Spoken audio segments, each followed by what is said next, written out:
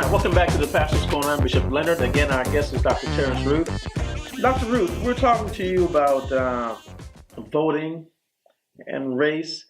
Some recent data from the Pew Research Group, I'll just give it to you, says that the black voter turnout declined for the first time in 20 years in a presidential election, falling from 59.6% in 2016 after reaching a record high of almost 67% in 2012.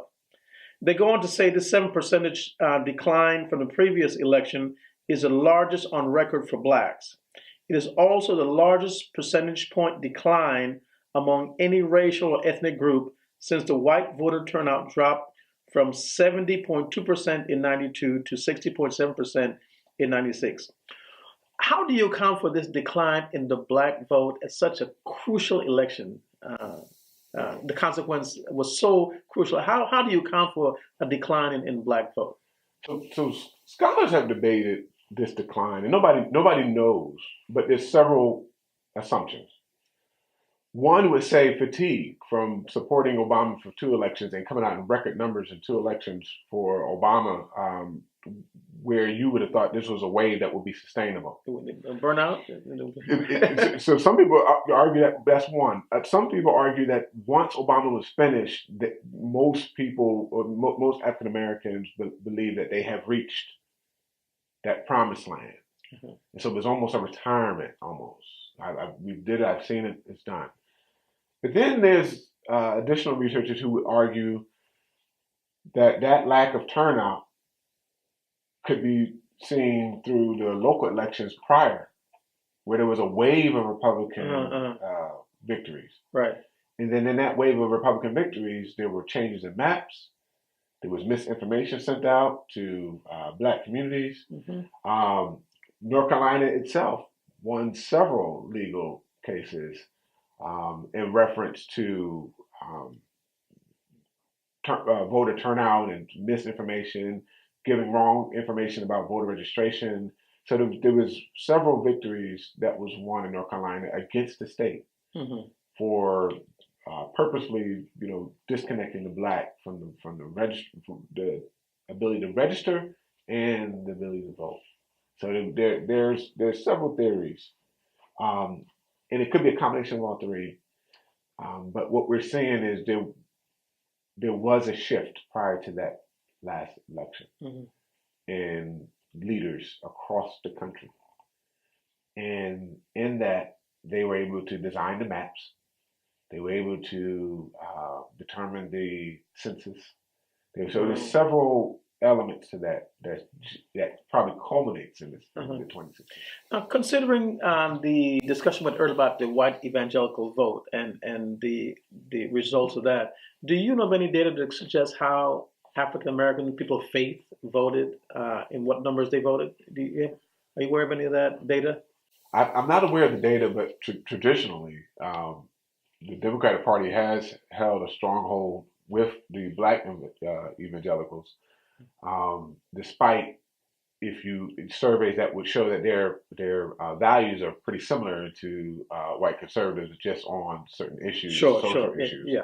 Uh-huh. So that disconnection, I would love to read a little bit more and understand. But if you survey outside of politics, if you survey both demographics, conservative white evangelicals and your traditional black church leaders, uh-huh. their values on social issues would actually be similar. Similar, correct. But in terms of politics, the Democrats pretty much hold a stronghold on the black evangelical vote.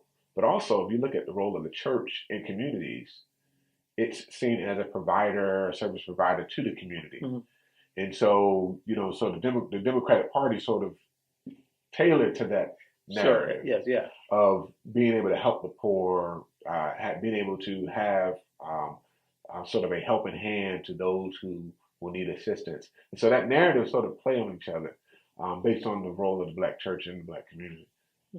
Another related issue, obviously, women playing a very important role particularly black women. You saw that in the election in Alabama. Uh, Related to that is the Me Too movement. And so women are playing a very important role and seem to be changing the dynamics of politics. How do you see that playing out? It's amazing. So there's two waves. So the NAACP hosted a sort of a Me Too um, discussion at this last winter meeting, Hmm. and in that discussion, it was a Hispanic attorney speaking to a predominantly black audience. Okay. After I left the podium and I was going on to the next session, a young, maybe 22, 23 black woman came to me and she said, I feel that the black woman and what it means for her to scream out about being misused, not heard, is different than the Me Too. And it has existed longer than the Me Hmm. Too. Hmm. And to some degree, she feels that it was hijacked by the Me Too, by sort of the white uh, women voice. Hmm. Hmm. And so there's two voices that's sort of running together. And I don't know if it's existing in a very formal context, but you're hearing it. I went to the Women's March. I didn't see too many African American women at the Women's March. The last Women's March was very large. You've seen a mixture of the two. So I don't know if it's just my own sort of observations, but I do see that the women's voice is going to be extremely impactful in the next election coming up, Yeah. especially with the investigation that's going on around not just the president, but several leaders on all levels in every field. Hmm. The, respecting women in professional environments is becoming sort of a norm and a standard in terms of how you should conduct yourself. And so I think that has the potential Hmm. to swing into the election and create some outcomes that we don't expect. I don't know. I'm going to ask you this next question, but it relates to the strength of women and black women in particular. What were your thoughts on the movie Black Panther? The movie Black Panther, I thought it was a fascinating movie. What's unique, and somebody brought it out to me. Black Panther was a movie created by Marvel Comics or whatever the backing of the movie. Hmm. But they said on any other superhero movie, you don't hear any discussion about the race of the character. True, true. And the movie itself was an excellent production. It was a production based on the strength of women and the strength of being black itself. It was beautiful to be black. And I think that movie, to be able to accomplish that and be a solid, excellent, record breaking action film was amazing in and of itself. And I think that the fact that black women was sort of a leading narrative in the movie Right. was amazing. But I think in the black community, I think we've sort of seen the strength of women. I don't think that was a surprise to us. At least to me, when I talk to different people, the strength of a black woman, I don't think is a question. It may shock the world, but I don't think that I don't think I've ever questioned that at all. It may be because my mom was the strength in our family. I don't think that was an issue at all. What I do like, however, is that there was pride about being black. It was like beautiful. Right. To the point where my son, I said, "What's your favorite color?" He said, "Black." And I paused a while. It was one blue, purple, green. It was black. That's his favorite color. In some schools, black is taught as a color, but it's not really a color. Right. Right. But black is his favorite color, and that was impressive to me. And I think the Black Panther has done that. But I don't think it surprised the black community in terms of the strength of women. Do you think Wakanda is going to spur a new social movement? I think that it will within the entertainment community. I think we will see where it's okay to put a movie full of all black characters and behind the scenes black directors, and it had the impact on international impact that it's had, and it will be okay. I remember a few years ago the emails of some of these top executives leaked, and they didn't want Denzel to be in certain roles because they thought that they wouldn't bring in a certain amount. Yeah. I think this movie has helped at least dissolve some of that narrative around, you know, how much of an investment will return if I put a black face on this movie. And so I thought it was impressive that the Black Panther was able to tear down walls with an all-black cast and film crew. I'm going to make another switch. Before I do, I want to ask you about your thoughts on just the term the black church and just in general the state of the black church, if you agree with that term, and just the state of Christianity in America in general, your feelings on those particular issues. Very, very, very strong concepts. And I want to start with sort of my view. I always zoom in to the heart. Whenever I'm reading scripture, I want to know, how is this character in the scripture struggling with this concern or this demand that God has given them? And I always zoom into the heart. I got you. And whenever you zoom into the heart, there seems to be these human struggles that's going on that you see across race.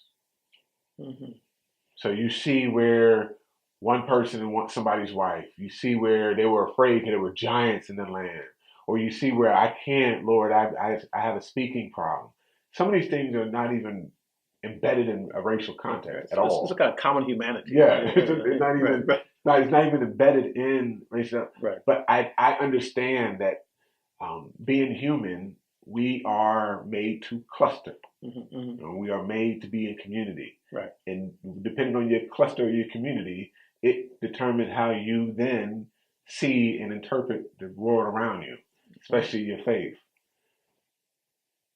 I do believe that the black church has a presence, and it is a concept, the black church itself. But I do have a hard time if you say black Christian.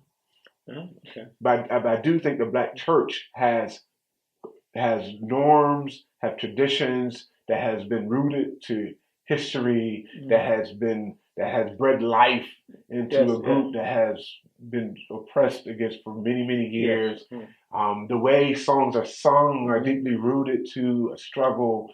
The words itself that can be read the same exact way by another cultural group will not have the same meaning. To be sure. The stomping of your feet and the tambourine, and to be able to come together in secret and be able to have faith in secret in a world that really didn't look like it was going to get better. The world that we're in right now, on the plantation, you holding secret services, you couldn't imagine. Yeah.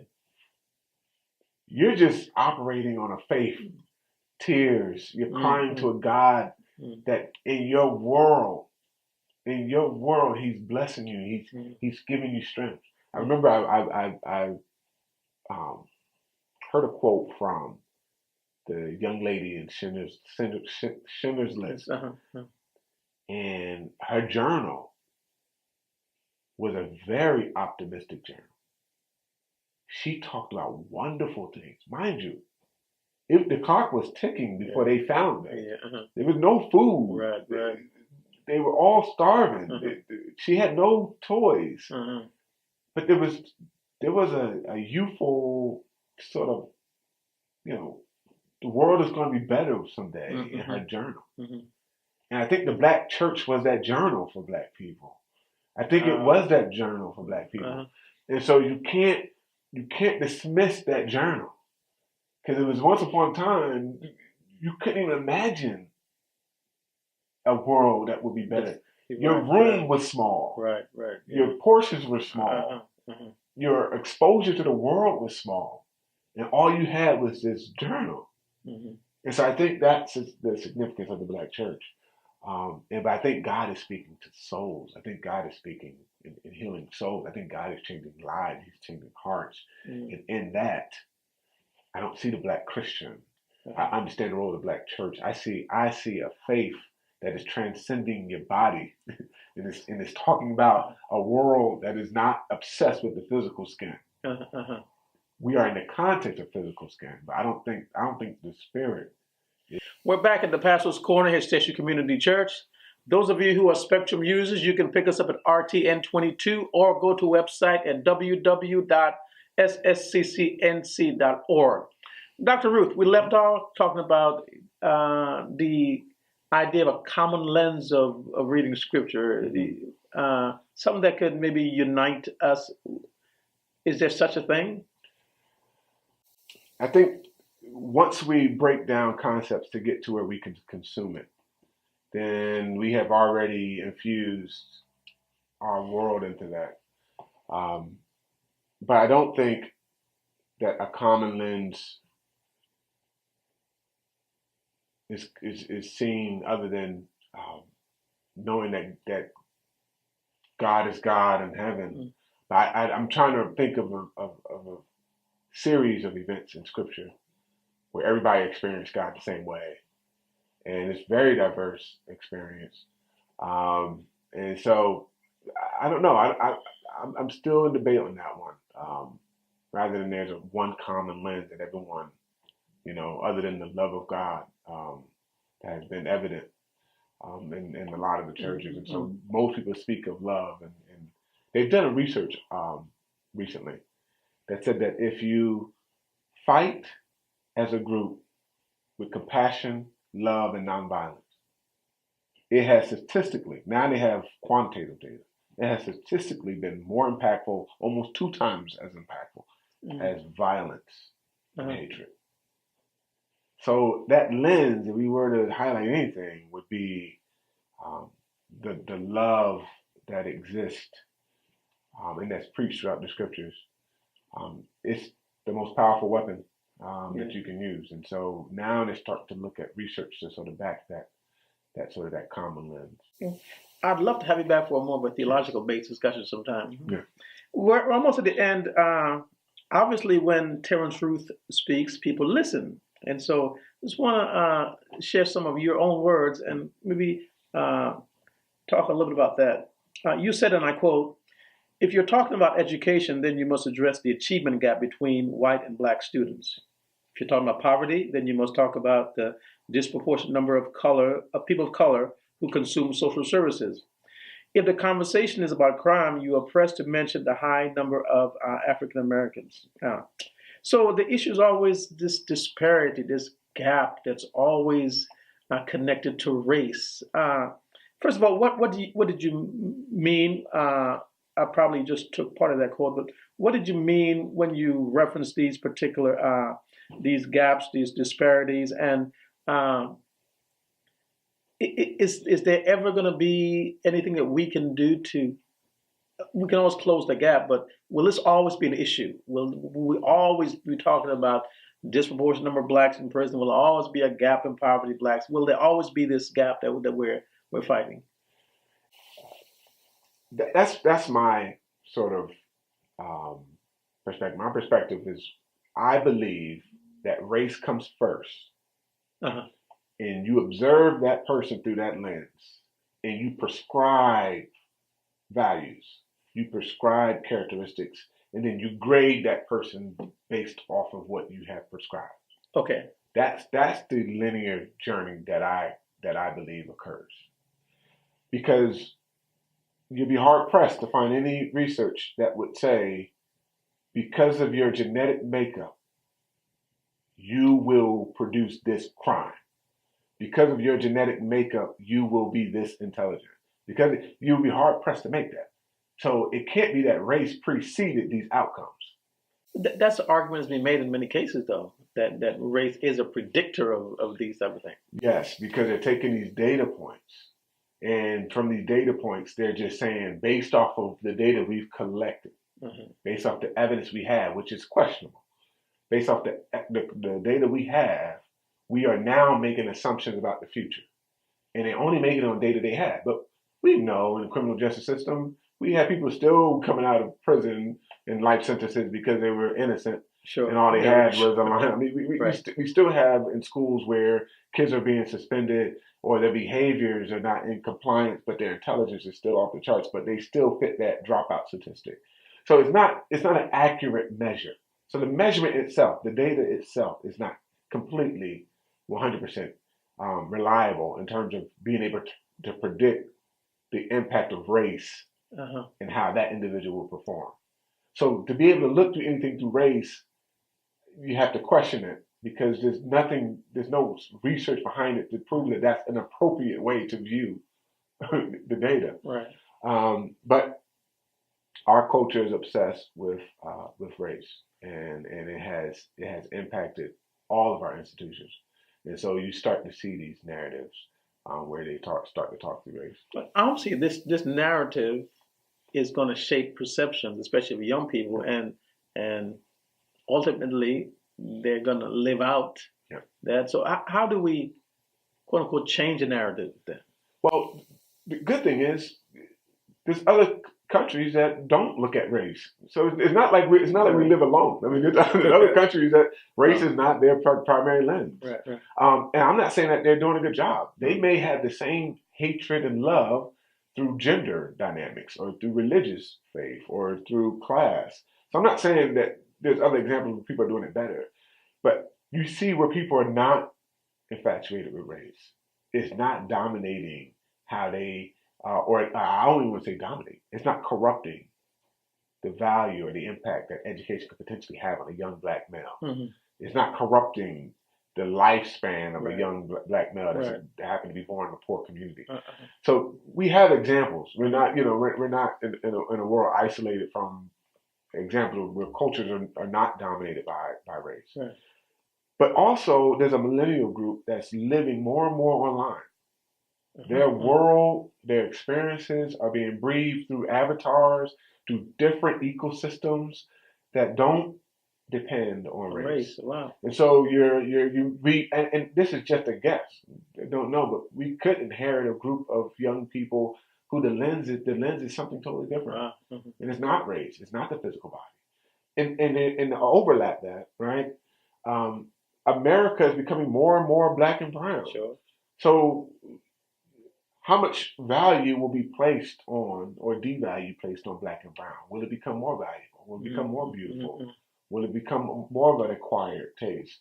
Or will we see where, the low numbers in the white population even increase the value, the value of the white skin even more? So I don't know what the impact may be, but we are seeing possible sort of hopeful changes that will make race not non-existent, it's a part of who we are. But we'll be able to view the world through a lens of our choice. It don't have to be race all the time. Right. And oftentimes when you include race, it distorts the picture rather than makes the picture beautiful. Right. One more quote. You say again, and I quote, when the low-performing student is being described, their racial profile will probably provide the least useful data. It will not point to different teaching interventions or course offerings. Leading with race can distort the appropriate process in identifying this student's needs. So back to the point of this issue of race always driving it, you're saying that race will probably be the least useful data that we can provide. So then what other things should we be looking at? So we're walking in an arena full of data-driven decisions, right? And so in these data-driven decisions, we normally look at a data point and we don't look at what led to that data point, right? So if you tell me that a student is struggling in reading, their attendance is low, they have sort of emotional outburst at the end of the day, you don't need to tell me their race.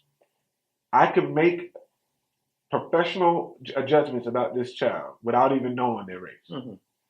But the moment you put race on there, right, and you start to see a trend, then you start to make relationships between that person's skin and the characteristics that you're observing that may not necessarily have a plausible relationship.